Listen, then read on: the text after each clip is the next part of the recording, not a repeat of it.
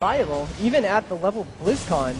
Oh, for sure. It's such a, I mean, so much damage, and there's, you know, maybe not as much control as if that rogue were a mage, but the lockdown ability of a rogue is unparalleled. It's a really good opener. Dakroth doing a great, or Drudenhouse very quickly got himself into combat straight from the start, so he wasn't sapped, which is going to cause Eru to be kind of falling back a bit, you know, a little bit behind on the damage. He actually ate a Hex almost instantly. I'm not sure if Drudenhouse even cast it. It just appeared, you know, it's a frog. I mean, it looks like this is what's, a trinket on the kidney, and maybe he saw that that smoke bomb coming, but there we have a coil on top, lots of damage, deep freeze onto the rogue right now. Ooh, nice blanket silence over top of that, death coil onto Drudenhouse. And he's going to be able to get away. You see Aereo there just running behind him, trying to stay on his target, looking at Rodriguez, saying, man, that mage looks tasty. There's just no way he's going to get to him and shut down that damage. This is exactly where they need to be. If anybody's going to take damage on game since DNAW, it needs to be Dakroth. That's exactly what's happening. He's going to sit in that kidney. But you're going to see Rodriguez just pump damage into Aereo's back while throwing those polys and decreases around to control the pace of the match. So Eru right here is going to be on, cleared away right now, but he's doing a great job of sticking onto his target. Dakroth trying to kite, you know, every little bit counts when using that Shadow Flame. Oh, MLS is all about kiting when it comes to, you know, melee comps. If you can mitigate even one auto attack out of 5, you're mitigating. That was a really smart shadow step right there. Shadow stepping the totem that allowed him to get over towards the shaman when he wouldn't have been able to if he didn't target that totem. It's like he heard me say we need better shadow steps because that was about as good as it gets here on Ring Valley. There we go. Nature's Swiftness right there also out of Drudenhouse. I mean, healer-wise, looks like even though they are training him, he's having a little bit of problems. It's like I'm watching a completely different game because I look over to Kimchi Man, I see their health bars, I see the dots active on them, and they're in an extremely good position, whereas Drudenhouse has used several major cooldowns. He was sub 50 there for just a second, so they're playing a lot better. I think Kimchi filling out their opponents, waiting on those cooldowns for the exact right moment right now. And Aereo's having much more success sticking to his targets, getting peeled a lot less, I'm noticing. And that's odd because Rodriguez has not been pressured. He's trying to fake that poly right there. He does successfully fake it. But looks like it didn't land on anyone or was broken instantly. So Rodriguez seems like he's not setting up the burst damage, you know, like you would expect a cross mage to in this setup. But it is good because they're playing conservatively. Because you saw the damage out of Kimchi Man earlier. Rodriguez, he's making someone unnecessarily, you saw that dip wing to Nova, and then he's had deep freeze up, and there's the Ring of Frost. He's really just peeling for his teammate. That's almost all Rodriguez is doing.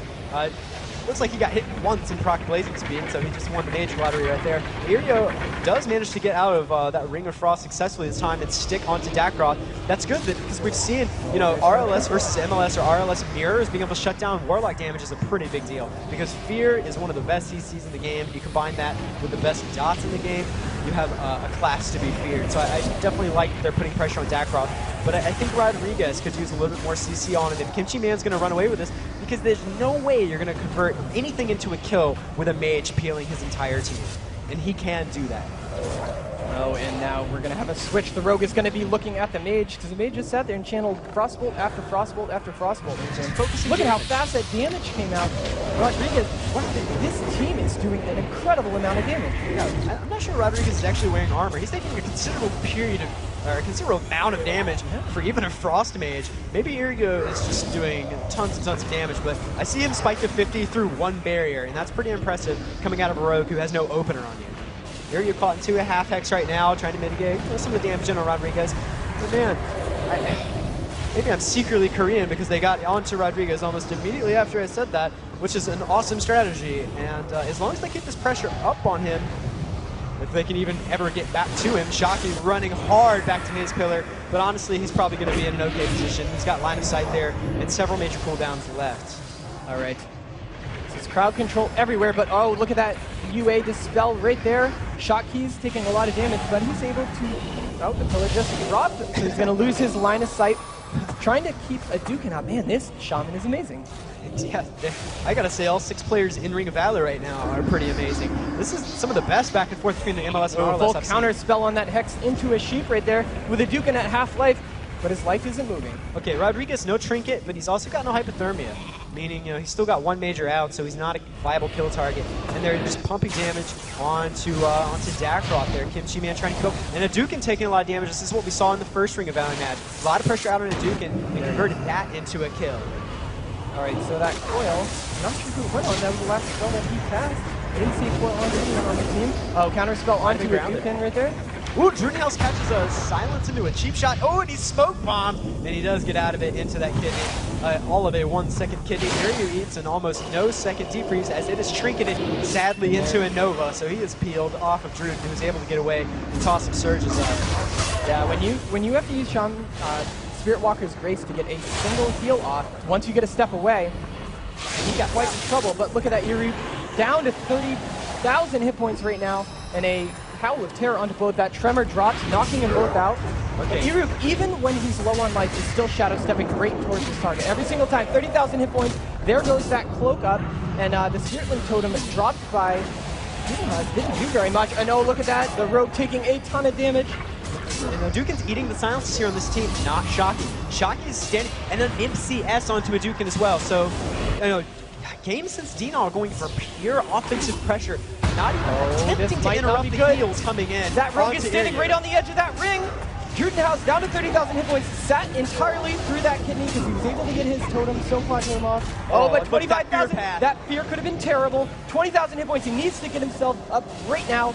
Getting that Riptide, he's going to have an Unleash any second for a gigantic heal on himself. So he looks like he's going to survive through this. Yep, and Rodriguez peeling. Oh, but they're going to turn it right back onto the Rogue right now, down to 25,000 hit points. As he's in dance right now. Picked him back up from almost nothing, putting a lot of damage out on Dakroth. We'll see if he can swap over to Rodriguez here because he's got a lot of viable targets.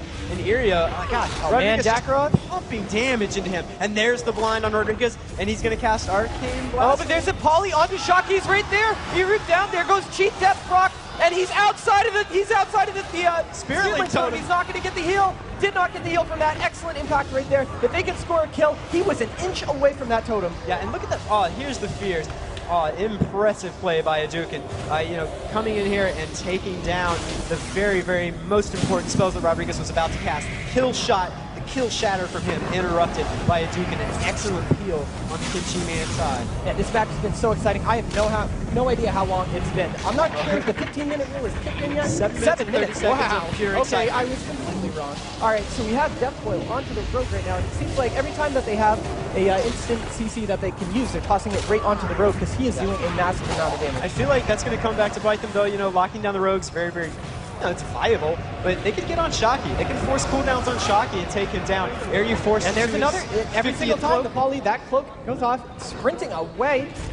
And but he's going to try to stick on his target. Deep freeze. There goes the trinket by 14,000. And look at that, a great counter spell. Gonna secure that kill. Oh yeah, Shocky finally catching a silence. Rodriguez, good timing on Shocky, seeing him come out of that half volley. That's the kind of setup that Mage should have been doing for a while. I'm glad they got into the comfort zone, as it were, here on Ring of Valor, where they could do that, and where they could maybe stop healing for Dakroth so heavy, and Drudenhouse. And now I understand why this Korean team was so confident in that video. These guys are playing RLS amazingly well. Yeah. I mean, it's rare that you see a Rogue stand up to that much damage and that much CC on his teammates and stand the fight 8.5 minutes. All right. So that means that GameSense DNAW 1-0 right now. And, they were the second place finishers in the European qualifier. And which means that, they've seen a couple of the teams that they're going to have to face, or rather one team that they have to face. These guys are relatively new, though. Haven't seen them before at all these tournaments. They were talking before about how they might think that that's a disadvantage, because another definitely had experience before, and so did Fabio, like a lot of experience. Yeah, tons and tons. But you see these guys, this GameSense team just sort of rolling in and making their own rendition of MLS, and it was a lot more offensive pressure than I was expecting. Less finesse, less about the overlapping CCs, and more about just constant pressure, constant decision-making on the Kimchi Man side of things. And they made the right decisions for about 8 minutes and 15 seconds straight, which is very impressive on Ring of Valor. All right, I'm going to get these players right back in. There we go. Okay, second round is going to be on Blades Edge Arena. And these are all very important at this point because, we've seen a couple teams lose some rounds. We watched Team EG lose 2 so far. Yeah. Which means that when it comes down to it, the points are going to matter right towards the end. Oh, for sure. And, you know, Skill Cap is actually sitting pretty good there at the top, like I said. That to be happening. I didn't expect them to be in first place with a near perfect record. So yeah, there's been a lot of really interesting developments here. And this particular tournament, you know, definitely the round robin gives you an opportunity to see everything that could happen. You know, if we were in bracket play, we might not see some of these incredible matches at all, based, you know, just solely on the bracketing. But now we're definitely seeing why these teams are here. Thoroughly impressed by EU and Korea alike. And, you know, we're not even touching on the other regions. Yeah, we don't even need to. We focus on the European versus American rivalries so much that, I mean, these Korean teams are great. Yep, and it's easy to forget that, you know, there's a lot of foreign teams playing in this tournament. It's easy to overlook them and not cheer for them. But then you sit down and watch a match like this and you realize, you know, like, these guys are incredible, straight up. And that Ring of Valor match is a pretty good indication of where MLS and RLS is and how both of these teams are pretty even footing. All right, look at that early tricks. He wants to get out the damage if possible from those initial dots. All right, and now we have a sap Here you brought onto Dakarov out right there. Still, kind of unfortunate for him, but Dakarov did eat that sap. Rodriguez with, looks like Icy Veins up, and full proc's going to do tons of damage. Counterspell onto a Dukin right there with a fear onto Iruk, who's only using evasion so far, with a Hex followed up for Dukin. And there's a pretty big fear right there, that Howlitary hitting two people, but does fade, and a coil onto Shakti's. I mean, they are putting the crowd control out a lot quicker this time. Yeah, and Shocky, there's his trinket gone to that deep freeze. And, you know, everyone was topped off. I'm not entirely sure why he trinketed a 3.1 second deep freeze. Probably afraid that he was going to get spiked down too hard. But Aryu actually caught in a vanish now. And there goes his vanish. Yeah, that's two stealths he's been taken out of. He's not having very much luck this time, and but he's constantly on his target because, you know, Blade's Edge, there's not much room to move if everyone's going to stick onto the top. Yeah, but this is an excellent map for MLS because at any point they can take the game down bottom and just kite you on ramp, especially Rodriguez. But the damage has returned. Looks Rodriguez. Excellent heals by Dreamhouse right there. Kind of afraid he was getting down to half, but there's a cloak out of Irus. And that means he's not going to have very much left. A fear that isn't going to be broken because his trinket is down by Shotkeys. Yep, he was able to get out of it. He was able to stay up and sprint back across the map and get over to his side, and Dukin falling back as well. So it looks like they're going to go for a little soft reset here on Blade's Edge. They're trying to bait Rodriguez into this because they're going to roll down on him and Dakarov. They really need to put some more pressure out on Rodriguez. He's the one throwing down those big rings and Novas and COC roots and everything that's just making it impossible for Iryu to stay on his target. Yeah, Iruk right there, playing patiently enough to get the re-stealth off and then open back up onto his target. Dakarov they've been training him non-stop, except for when Rodriguez kind of gets out of position. Iryu stepping either to a pet or a polyed opponent. I'm not really sure. Going to try to do it again right here. A good gap closer.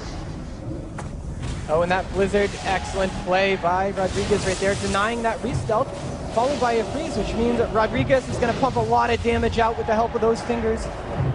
This is MLS at its finest. Drudenhouse sitting back having a casual drink. Oh, wow, look at that spike damage with the coil on top of it. No CC onto Shocky's quite yet, and he didn't even have his trinket up. That would have been an excellent time, but there goes the damage. To the face. Wow. Wow, dude.